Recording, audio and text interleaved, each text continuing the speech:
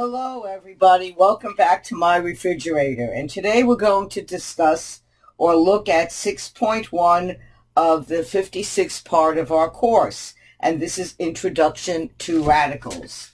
Now, radicals are not people who protest, but more about the mathematical radicals, which have what one would call a radical sign, and I'm sure many of you have seen this before. And then inside the sign, we usually have some number, and this is our radical sign.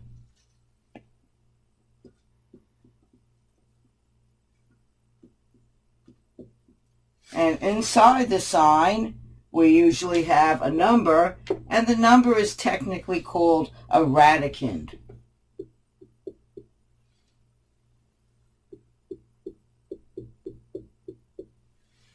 And then we sometimes have a number there, and this is called an index. And if there isn't a number there, meaning it's blank, we assume that the index is 2. So that means you often refer to it as a square root. Now the properties of this are, for example, if we have a square root, let's say we have a squared, the square root of a, if we square this, we get back a. So it turns out that by squaring a square root, they're inverse properties. It is also true that if we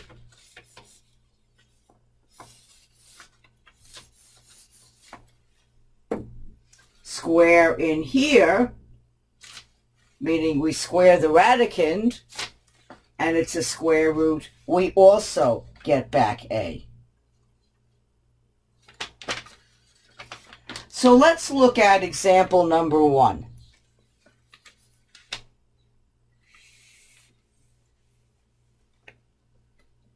So example number 1 asks us to find the square root of 64.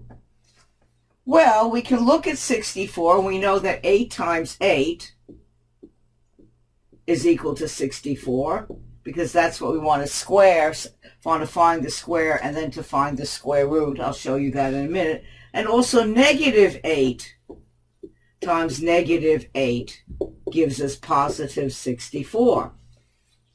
But the thing is we don't look at this one. And the reason is because it can, by definition, it has to be non-negative. So we forget about this one, and we're just going to look at this one. So it turns out that 8 times 8, so if we do the square root of 64, that's equal to the square root of 8 times 8, and because this is done twice, we end up with 8 as our final answer. So this, by squaring that inside, like I said earlier, we could get back. So by definition, if we go back to the square root of a squared is equal to a times a, and that will give us a.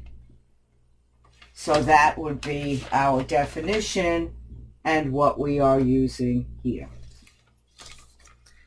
Now, the thing that you really need to know for this sort of stuff is you really have to know your root table. And if you look at your PowerPoint or your workbook, you'll see there's a list of roots that you need to know. You probably don't need to know the 4th roots for the certification exam.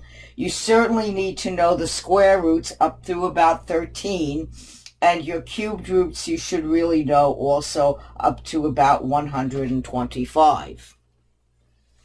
So here we go. So it's really important that you memorize those square and cubed roots that I listed there. Now the radical rules I just showed you, radical rules are a way to simplify radicals. So the product rule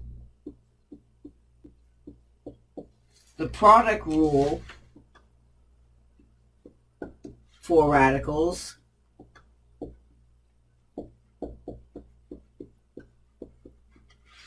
is if you have n a times b, you can break it into square root of n a times nth root of b. So that would be the product rule of radicals. And we're going to be using this in a lot of our examples. The other important rule that we're going to use right now is what's called the quotient rule.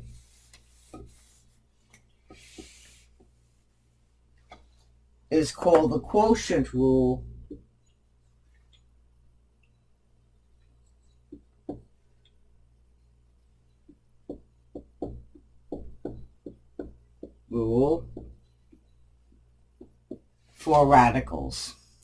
And this is if you have, let's say, something like this to the nth power, nth root, a over b, you can break that into nth root a over nth root b.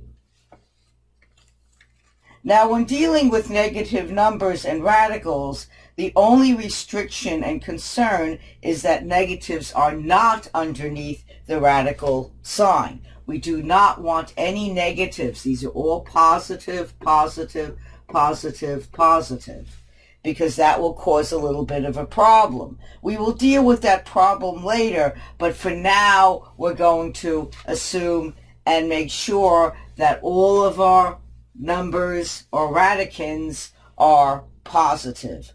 Otherwise, what will happen is we'll have imaginary numbers, and we'll be discussing imaginary numbers later.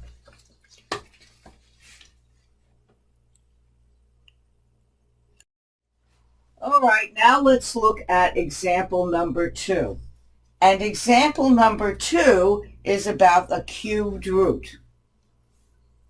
So our index is 3. We're actually showing an index. So, and then we have a negative number underneath here, -8. And you'll say, uh-oh, but Professor, didn't you say we can't have a negative radicand? Well, in this case, that really is only for square roots. When we have odd number of roots, yes, we can have a negative sign. And the reason we can have a negative sign is we can look at underneath the radical. We're going to break that up into all the same 2 times -2 times -2. And it turns out that -2 times -2 is +4, and +4 times -2 will give us back our original -8. So that actually works fine. So it turns out, so this will be really equal to the cubed root of -2 cubed, and that will give us, so -2 cubed, so that will give us a final answer of -2.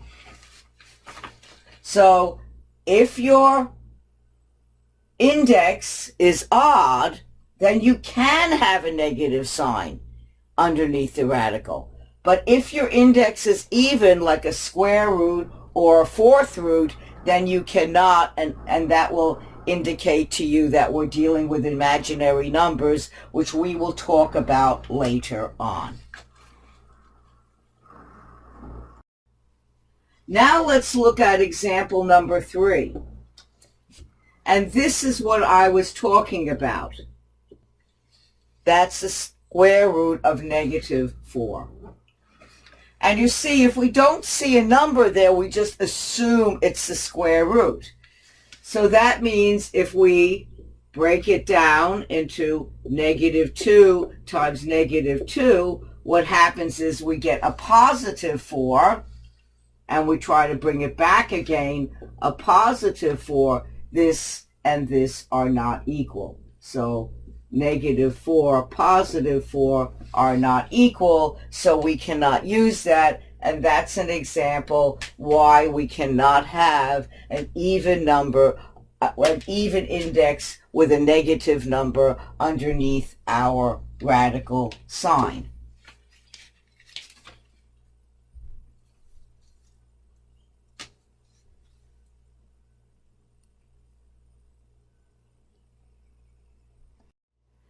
Since we're going to be using and looking at things in algebra, that means we're going to be looking at things with variables. So in example number 5, we have the square root of 25, a to the 4th, b to the 6th. So what I'm going to do is I'm going to do a little bit of bookkeeping using my product rule first.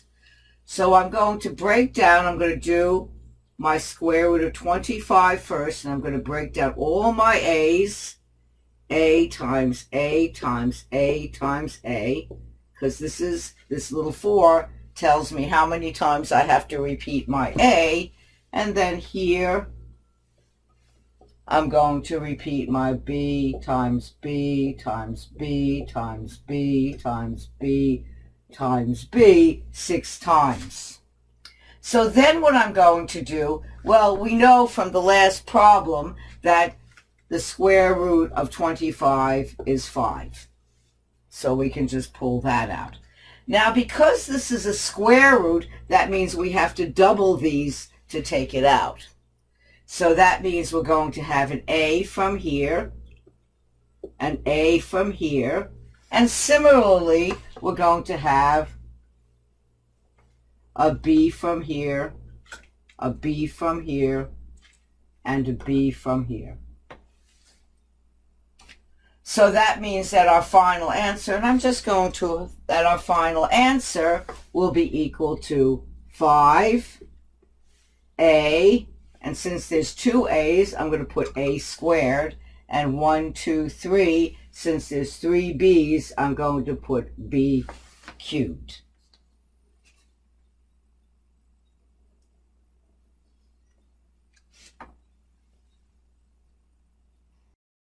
In number 6, we're going to look at a situation where we have a cubed root, because we have a 3 inside the little radical sign here. And we have x to the 6th, y to the 12th. Well, now I'm going to break them down again like I did before. So we're going to do x, 2, 3, 4, 5, 6. And then we're going to do y times y to the 12th, 1, 2, 3, 4, 5, 6, 7, 8, 9, 10, 11, 12. Okay, just barely fitted. So now, because this is a 3, instead of gathering them up in groups of 2, we're going to gather them up in groups of 3. So now we can take the x out of the radical sign. And we can take another x out of the radical sign. And similarly for the y, 3, 3, 3, 3. So we have a y, a y, a y, a y, and that means, so here we have 2 x's, so that will give us x squared, and we have 1, 2, I mean x cubed, sorry about, x squared, sorry, that'll give us x squared, that's correct, and then y, 1, 2, 3, 4, and then we have y to the 4th. And that's our final answer.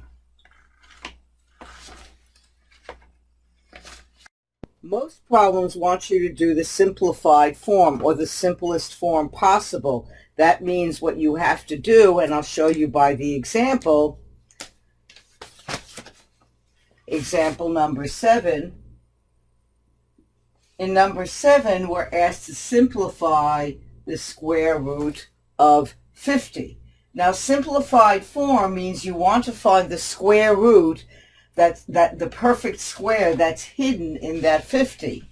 Well, we know that 25 times 2 is equal to 50. So therefore, the perfect square is 25. So we can use one of our product rules, and we get 25 square root of 2, and we know that the square root of 25 is 5, and this is the square root of 2, and this gives us the simplified form. Most of the time, since this course is algebra, a lot of times we have to look at the simplified form in terms of variables. So in example number 8, we have 25 a squared b to the 20th. So here we see we have the perfect square 25. We have a squared, and remember that gives us a. So here we have 5. This gives us a, and this, well, since it's 20 and it takes 2 of them, 2 b's to take out of the square root sign, we can conclude that this is b to the 10th without having to write everything out. So our final answer becomes 5ab to the 10th, and this would be the simplified form, and this would be the one that would be desired in most problems.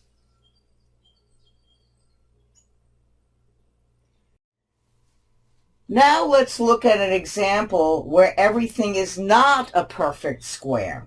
And you may ask, well, what do we do about that? Well, that's what we're going to do when we see example number 9. And they ask us to simplify 48 x to the 4th y cubed. So we're going to do what we've done before. So I'm going to do 48 x squared. That will give us the 4th. And then the y, I only have one that's squared, and then the y that's left over to give us y cubed. So 48, it turns out, is 16 times 3. So we have the perfect square 16, which is 4, and then the square root of 3 left over. Here we can take 2 of these out of the radical sign and get 2x, so we can get x squared. And here we can take one of them out of the radical sign because of the square, but the other one is left inside the radical sign. So now what we want to do, so that means that this is going to be y, I'll just rewrite it for clarity. So this we're going to have that. Now what we're going to do is rewrite it where all the ones outside of the radical sign, usually the number is first, x squared y, and then underneath we put the radical sign, and what's underneath the radical sign is 3y. Let's get that squared a little bit closer so it can be seen.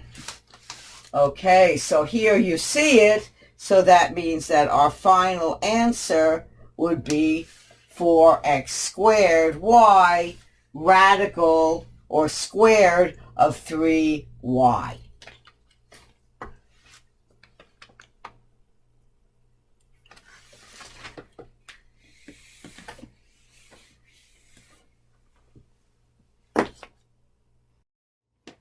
The next problems, 10 through 12, I would normally have you work those out in class, but due to the circumstances, I will work those out and help you work them out here on my refrigerator whiteboard.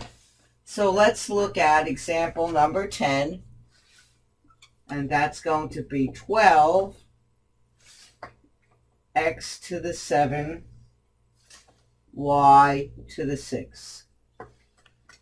Well, 12 is not a perfect square, but we can break it down into 4 times 3,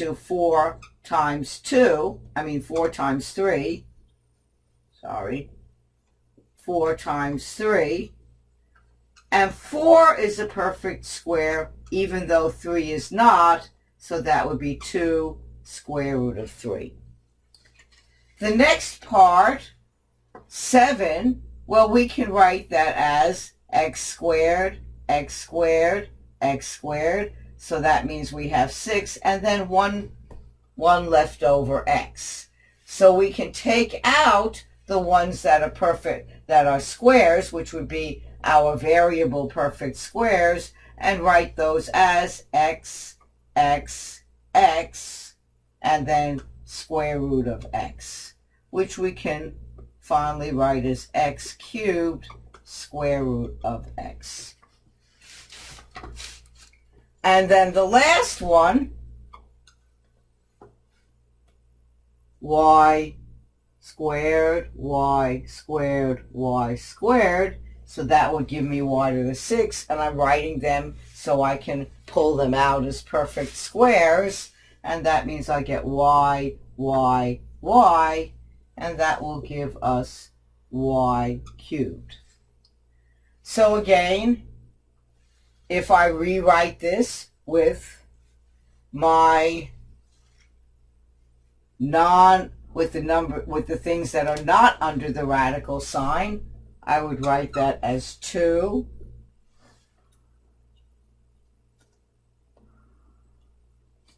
x cubed y cubed, and then I put my radical sign stuff, and I have 3x underneath the radical sign that was left over.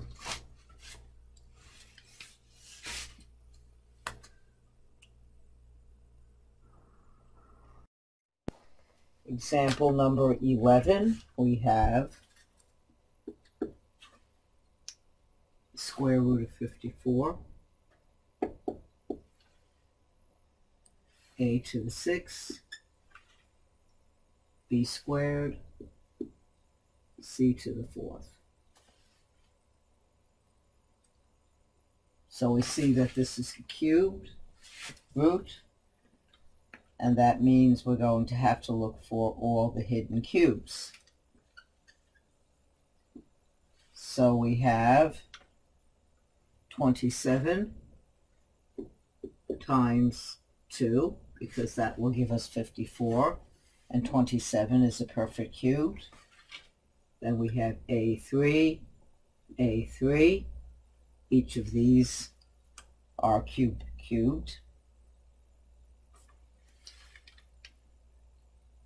B squared, we can't do anything with. C cubed C. So now we take out everything that is cubed. That is a perfect cube. So we have 27, which means 3 times 3 times 3 gives us 27. We have 2 perfect cubes here. That'll give us a squared. And we have a perfect cube here. That'll give us c. And then all the ones that are left over we'll put under the cubed root sign here. And that'll give us 2 b squared c. And that is our final answer.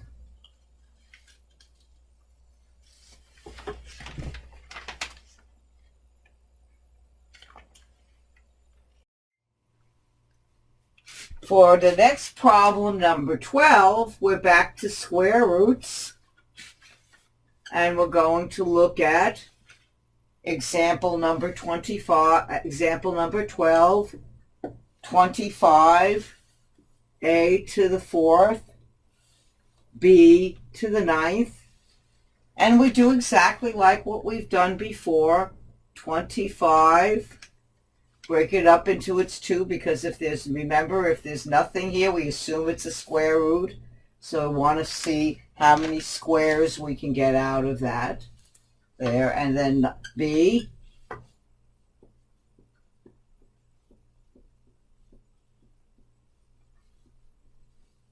So 2, 4, 6, 8, 9. And now, since 25 is a perfect square, it is 5. We have 2 perfect squares in here, so it's a times a. And here, again, we have 1, 2, 3, 4. B, B, B, B, square root of b. And now we end up with putting it all together, 5a squared, b to the 4th, square root of b.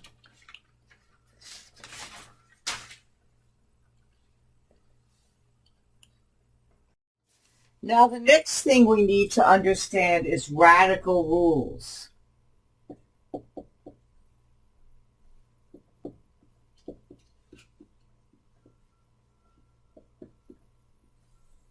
Because when you take examinations and various standardized examinations like the certification exams, there are certain ways, there's a certain way they want to see your radical. So you do not want to have any radicals in the denominator. So no rads in denominator. And what this means is you can't have something with some root, whatever it is, in the denominator. This is a no-no. The second thing is no fractions under the radical sign.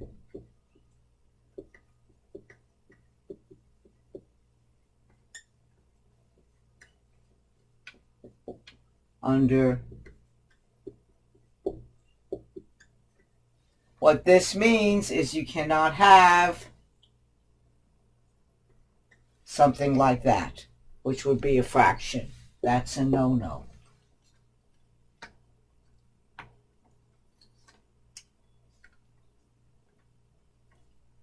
Or and third, the radicals must be simplified.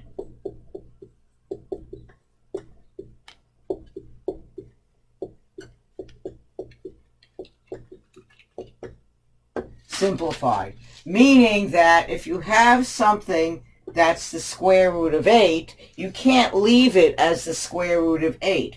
You must break it down into its perfect square and solve it as such. So this itself, if you don't finish it up, it would be considered incomplete, and that would be a no-no on the certification exam.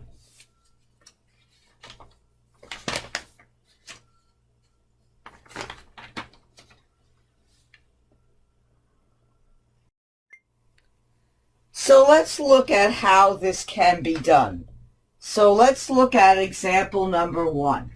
And example number 1, we have 108 over the square root of 3. So the square root of 108 over the square root of 3. Now this is no good because we have a radical sign on the bottom. But if we note, it turns out if we do one of the things from our division rule, we can write 108 over 3, And it turns out that 3 goes into 108 36 times. And it turns out that indeed 36 is a perfect square 6. So that solves our problem. Number 2 is a little bit trickier, because here we have 8 over 2. And the 8 is connected with the square root of 2, and 2 is connected with the square root of 8. And it turns out, well, let's simplify this. So we know 2 goes into 8 4 times. But we're still left with the square root of 2 and the square root of 8 on the bottom. Well, what we can do is the opposite. Do what we did here, and we can do 4, and we have 2 over 8 inside there, and we can simplify this inside here. So we can get 4, 1 over 4, and as you see, 4 is a perfect square. So it turns out what we get, and I'll just put a 1 there so you know exactly what I'm doing when it comes to things that are fractions. So I have the 4, and this I can make 1 square root of 4, like that, because the square root of 1 is 1. And then we make 4 over 2, and then it turns out 4 over 2 is 2. So these are some little tricks that you can use to keep from having radical signs in the denominator. Now sometimes you can't use any of the tricks that I just showed you. So for example, if we look at the next example, example number 3,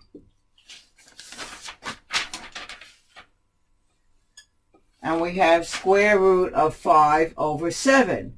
And then what I do is I'll go square root of 5, square root of 7. That doesn't help us. So you may ask, well, what do? Well, we do something called rationalizing.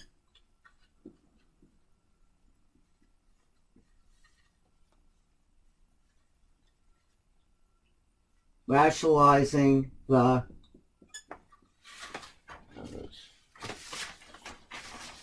rationalizing, rationalizing the denominator.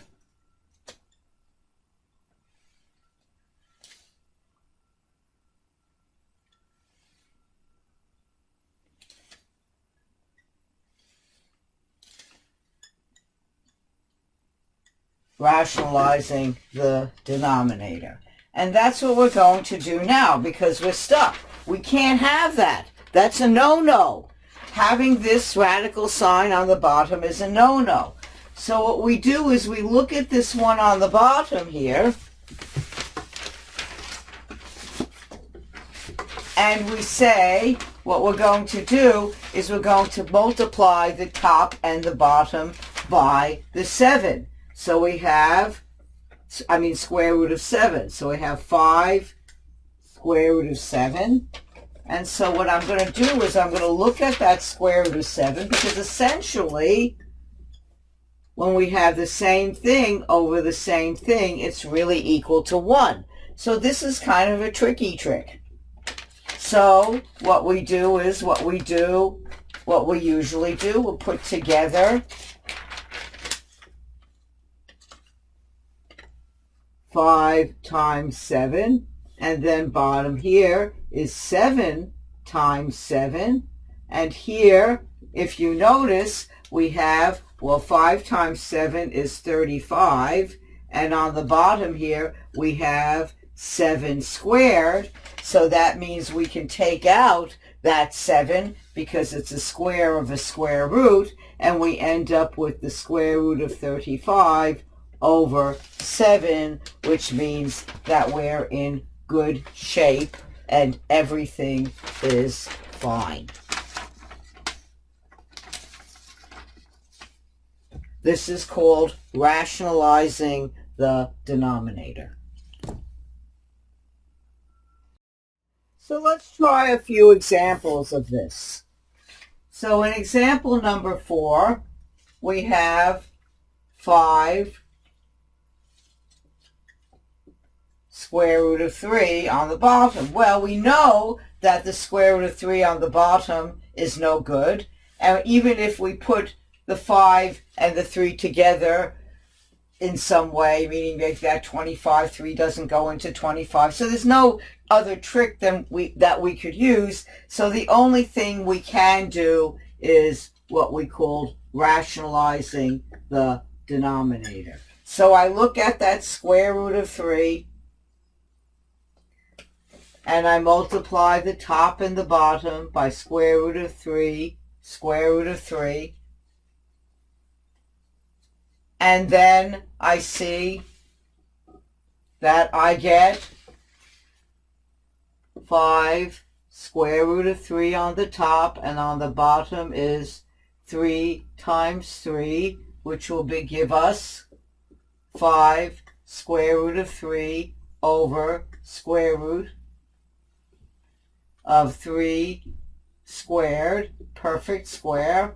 So now we have 5 square root of 3 over 3. And now no problem, no radical sign on the bottom, no fractions, and everything is simplified.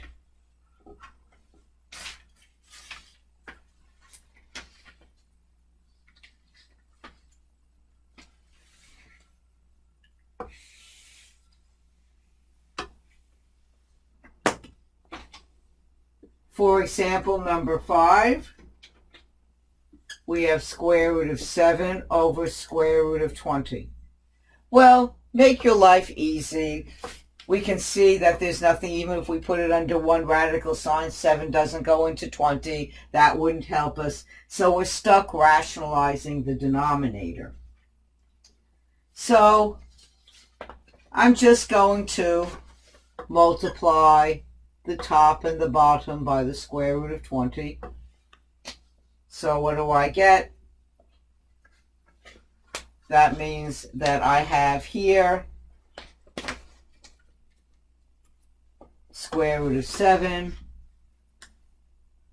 7, that's 7, square root of 20. And then on the bottom, I have 20 times 20, which of course gives me the perfect square and pulls out the 20. And my top part, I still have 7, but I can break my 20 into 4 times 5, where that 4 is the perfect square. On the bottom, I have the 20, so I can just put that. And since the 4 is the perfect square, I can just pull out the 2 from that perfect square, and I get 7 times 5 there, and that means that's 35 over 20. But I can simplify this even further, because it turns out that 2 goes into 20, and this can become 10, and this goes to 1. So my final answer will be square root of 35 over 10. And that will be my final answer for number 5.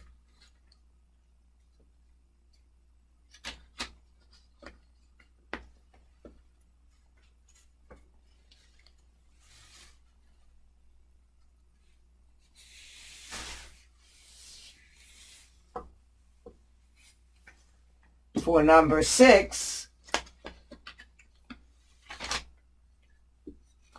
we have 1 over the square root of 2. Now you can't just flip it over and go flippy floppy and think you can turn a 1 over something into the 1 over square root of 2 into the square root of 2. You cannot do that. Fractions will be fractions.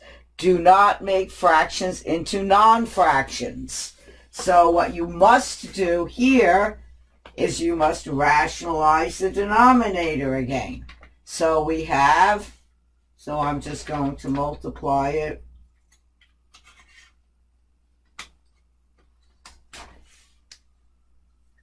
Square root, 2, 2.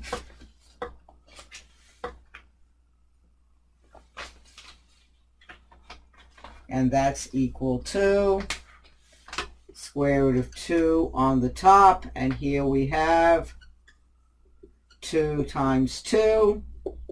So square root of 2 on the top. And then 2 squared. And that's the same thing as saying the square root of 2 over 2. And there's nothing further we can do with that. Don't try to make stuff that's going on that's not there. Be very, very careful. Don't do the silly things. Okay, so here we have it, a few examples, and we'll do a few more examples. Do it using some of these techniques. In these next examples, I will show you how to work through them and how they are done. Again, usually I'd have you work it out in class, but given the circumstances, I'm going to do it this way. So we have 7, question number 7, and we have the square root of 6 over the square root of 7. Well, this looks like one where I have to rationalize the denominator. So I'm going to go 7 square root of 7, and that's going to give me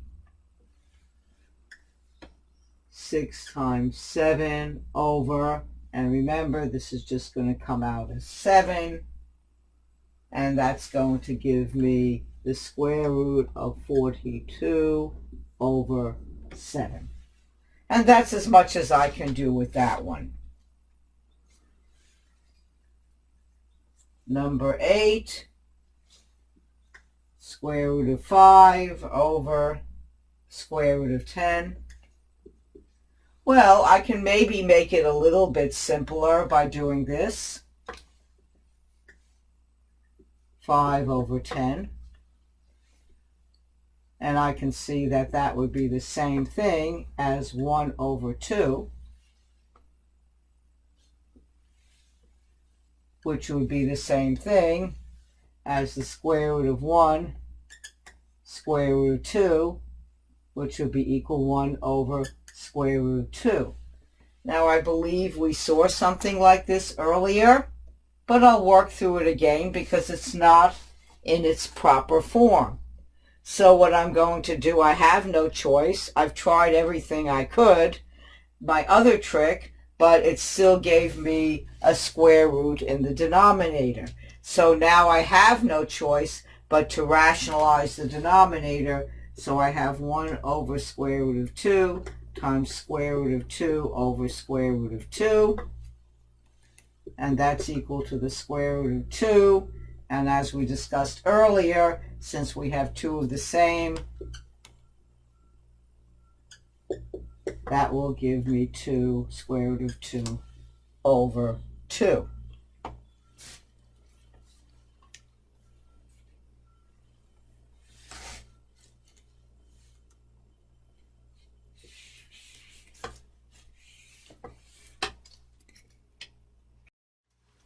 In number 9, we can use the trick that we just did. So we have 4 square root of 5 over square root of 10. As I said, you can just rationalize the denominator and do that one straight out the way it is done in the PowerPoint, or you can do it this way, the way I'm going to do it now, which is a little bit different. 5 over 10, and I'll put this here as a place marker so you don't confuse fractions with whole numbers. And that's going to be equal to 4 of 1 over 2. So there we have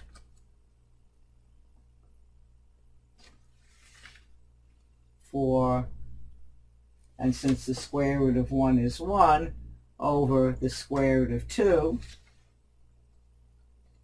We still have to finish that up because we have an issue with that square root on the bottom. So now what we do is we have now 4 square root of 2, and then we found earlier that that would be equal to 2. And of course we can now make this 2, so that will be 2 square root of 2. So in that case, I'm just combining our tricks, or you can just go straight out and rationalize the denominator using the square root of 10.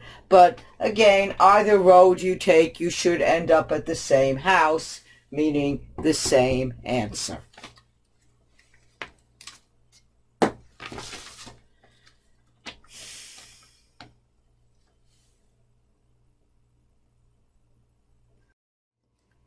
Working out a few more.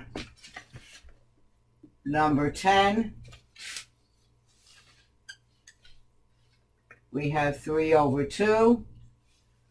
Just right off the bat, that's no good because 3 over 2 is a fraction under a radical sign. So I'll just rewrite that, at least to take that out of because I can't reduce that any further. So now I see, here I have the square root of 2 on the bottom. I'm going to rationalize the denominator. 2, this is not 2. So I'm going to rationalize the denominator, and this will give me over 2, since these are both the same. So that will give me square root of 6. 3 times 2 is 6, and that is all right. Similarly, for example number 11,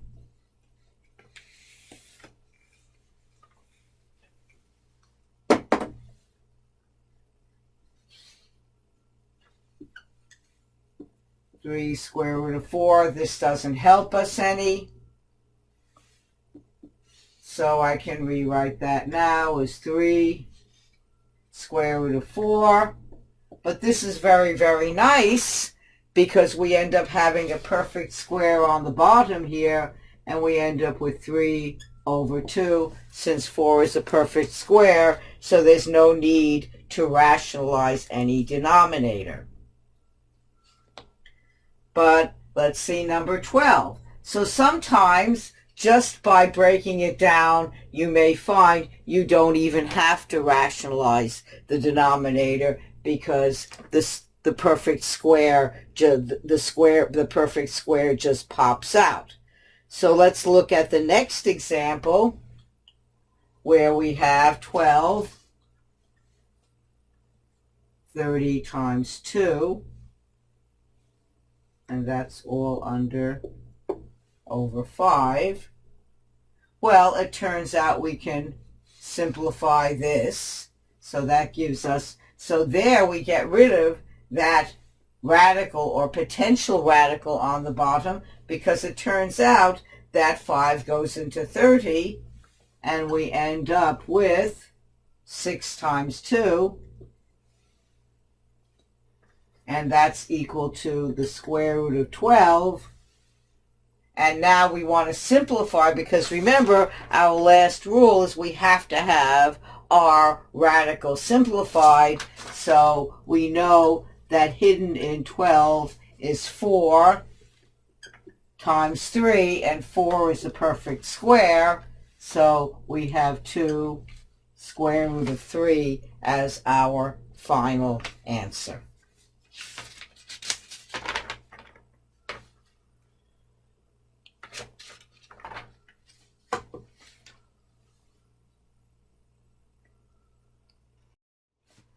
Practicing a few more. we have square root of 5, square root of 9. These can't be simplified with each other, but we end up having a square root of 9 on the bottom, and that's a perfect square. So we have 5 over 3, and there's nothing more we can do with that. Let's see what we can do with 14. We have 3 over 8. Nothing can be simplified inside there. Square root of 3, square root of 8. It's not a perfect square on the bottom. But another kind of tricky thing we can do is we can actually simplify the square root of 8. We can just do square root of 8, square root of 8. That's fine too. But I'm just going to show you another little trick so I can pull out and do this. So I have, because 8 is 2 times 4, square root of 3, 2, square root of 2. Now what I'm going to do here to rationalize the denominator is I'm going to take the square root part. So I'm going to do square root of 2, square root of 2 here. And I end up with 3 times 2 over 2, square root of 2 times 2. So that's going to give me the square root of 6. And then the 2, square root of 4. Well, we know the square root of 4 is 2. And then it's going to be 2 times, so there we get square root of 6 over 4. So this is one clever way to do it. Of course, you can rationalize the denominator just going straight out to the 8, but eventually it'll simplify to this form.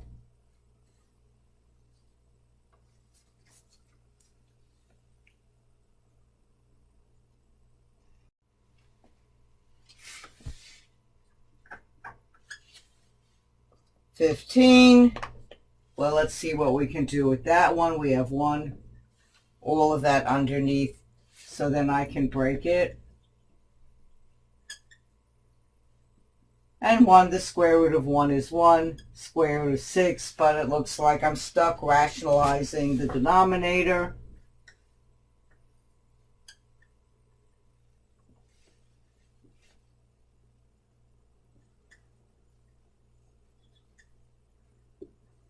Which is equal to the square root of 6 over 6.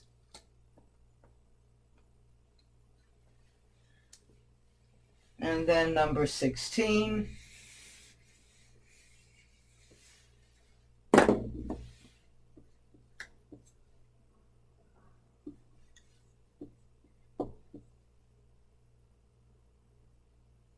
Three. Well, we see 3 does nothing we can do. 25, square root of 3. Well, of course, I see that's a perfect square, so I can put that 5 over there and square root of 3. But I'm still stuck rationalizing that denominator. There's no other trick I could use, so I'm stuck doing this in order to get rid of all that. And then I have 5 square root of 3. And of course, 3 appears twice, so I have 5 square root of 3 over 3. And that's my final answer.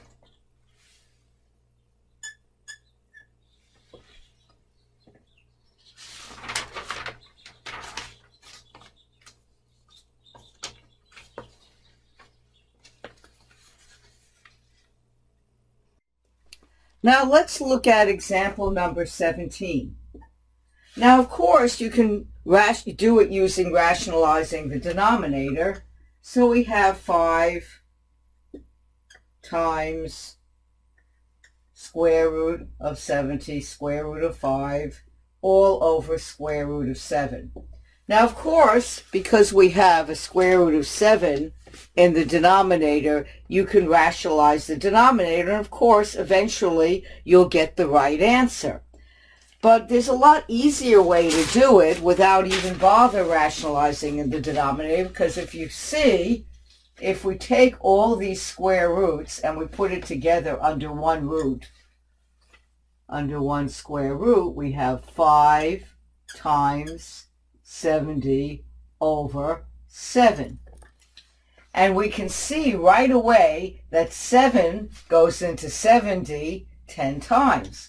So that means now we have the square root of 5 times 10. And this means, so now we already, just by that little understanding our multiplication and our division rules, we can now simplify this so much so that we can now have 5 times 5 times 2. And we see now we have the perfect square here. So that means we can pull out the 5 and have square root of 2. So in this case, we can see we can find actually a simpler method than rationalizing the denominator. Now, of course, we can do this rationalizing the denominator, and indeed we will get the same answer. So it's up to you how you would want to do a problem like this. Similarly, for 18, again, we get something that looks a little bit complicated. Square root of 7, square root of 42, all over square root of 3. Now again, we can rationalize the denominator so we can get rid of that square root of 3. But again, like number 17, we can also find an easier way to do it just by putting everything together under the same radical sign.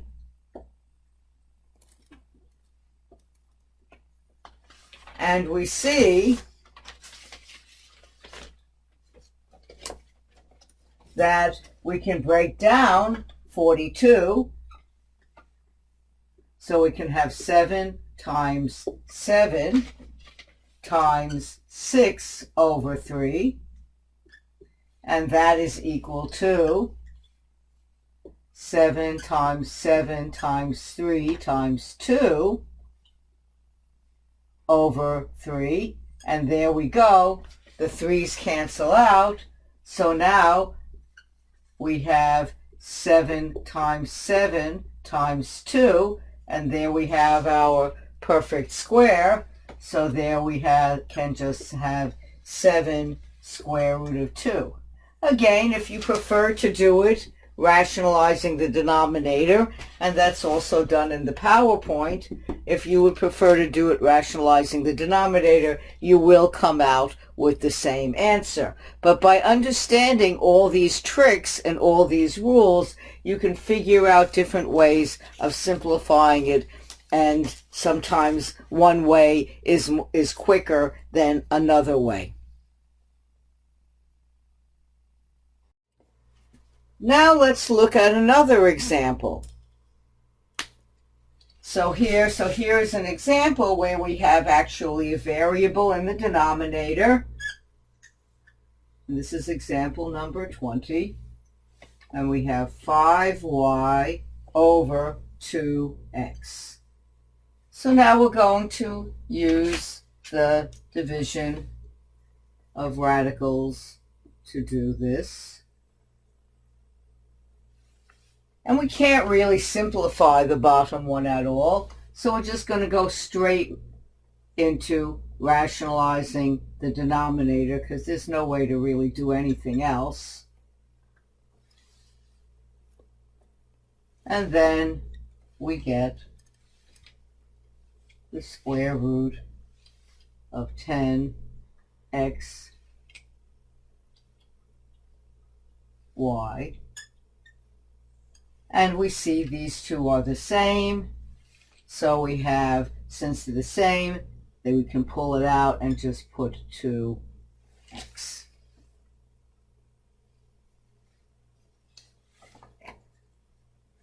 And for the next one, well, this one, the rationalization of the denominator isn't so bad because we have a regular number, 5r squared t squared over 7.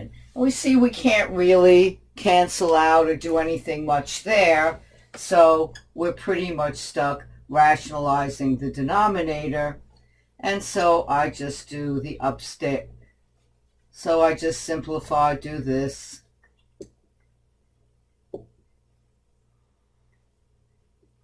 And then, as before, and this will give us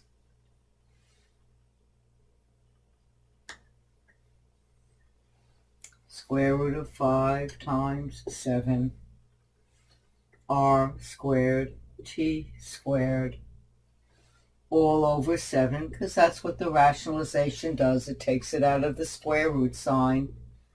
And then we can take out r and t, so we have rt, and we can't do much with 5 times 7, 35. There's no perfect square in 35, so we're still stuck with the square root of 35, and that would be over 7.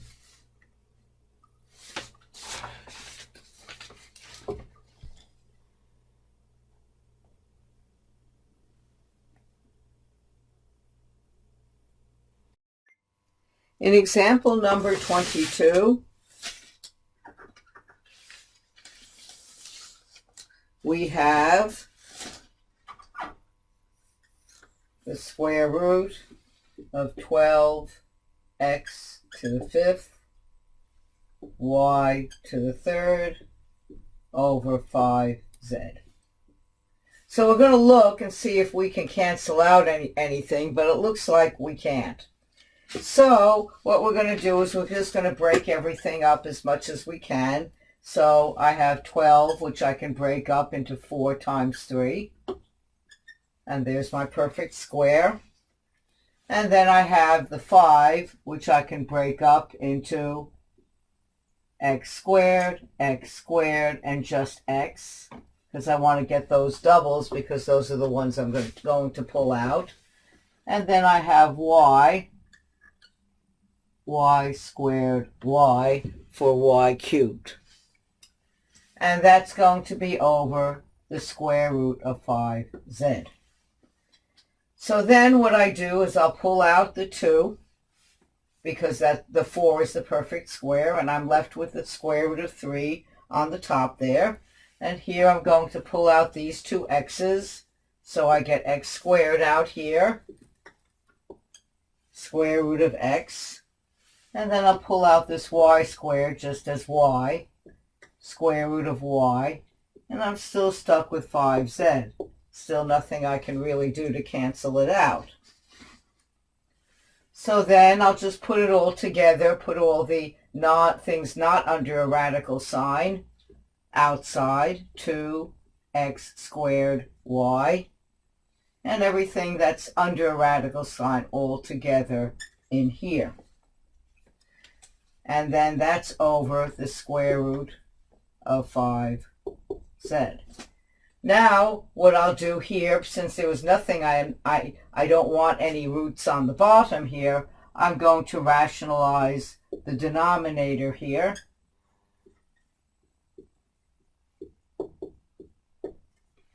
As so. And so finally I get this 5, and the z will go under the square root sign, so that will give us 2x squared y. Well, and then 5 times 3, so that will be 15, and then x, y, z, and that'll all be under 5 square root over 5z. Because by taking this like this, we can get rid of the square root sign. Now let's look at the last example, example number 23. So here in number 23, we have the square root of 81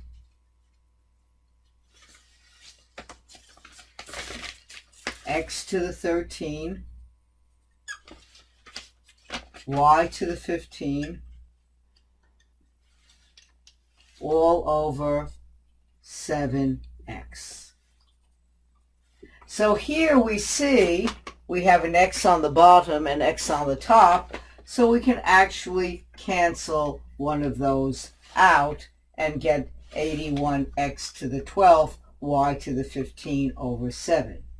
So this will give us 81 x to the 12, y to the 15, all over 7. So now we just break it again. Well, 81,